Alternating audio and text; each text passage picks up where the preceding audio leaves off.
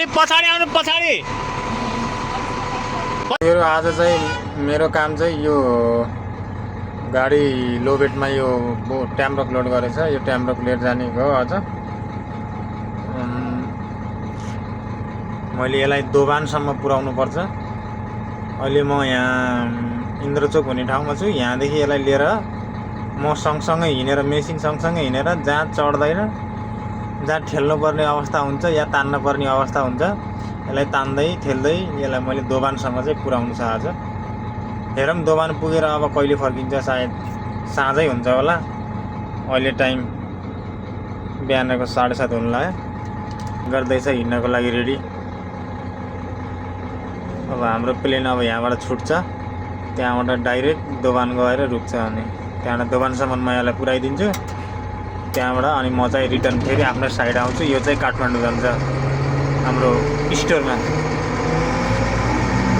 काठमाडौँ हाम्रो main store छ, वहाँ गएर यो झर्छ। टर्निङमा अलिअलि नचढेको अवस्था जस्तो छ यसको, तर चढ्छ। अगाडि पछाडि गरेर घुमिहाल्छ टर्निङमा। गाडी लामो छ नि त होइन। लामो गाडी भएको कारणले गर्दाखेरि अलि घुम्न गाह्रो मान्छ कि।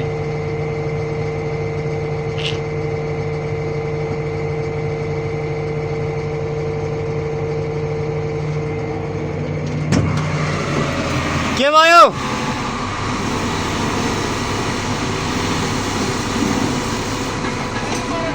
अलि पछाडि आउनु पछाडि।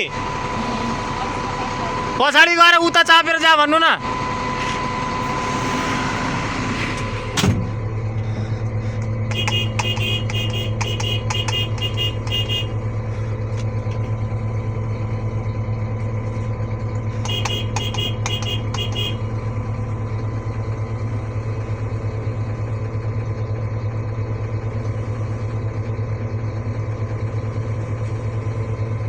त्यहाँ तल ढुङ्गा रहेछ कि, ढुङ्गामा अलि ओट लाएर अनि नचढेको अवस्था छ क्या।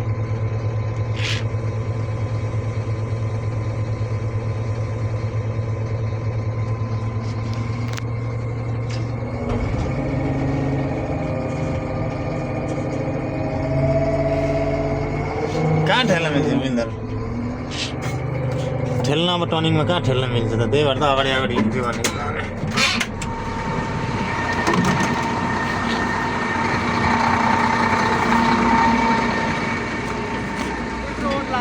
त्यही त भने त पछाडि वहाँसम्म आएर उता काटेर जानुपर्छ क्या।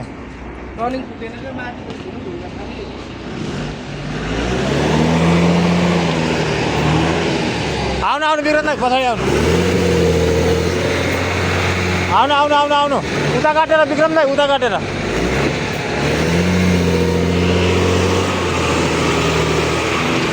बस अझै आउनु, अझै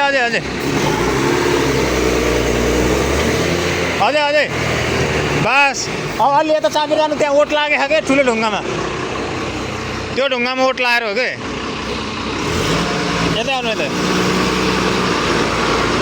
अब काट्नु उता। अब उता काट्नु उता।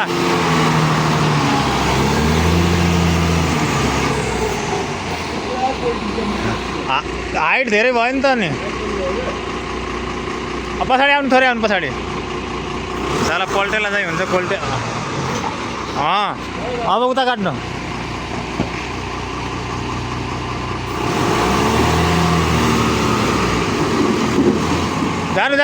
जानु।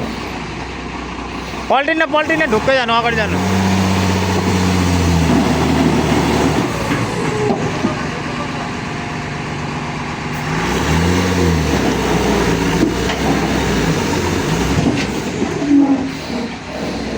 ठेल्न पनि त त्यही भएर त म अगाडि हिँड्छु भनेको त। अघि गाडी उठ्ने भइसक्यो।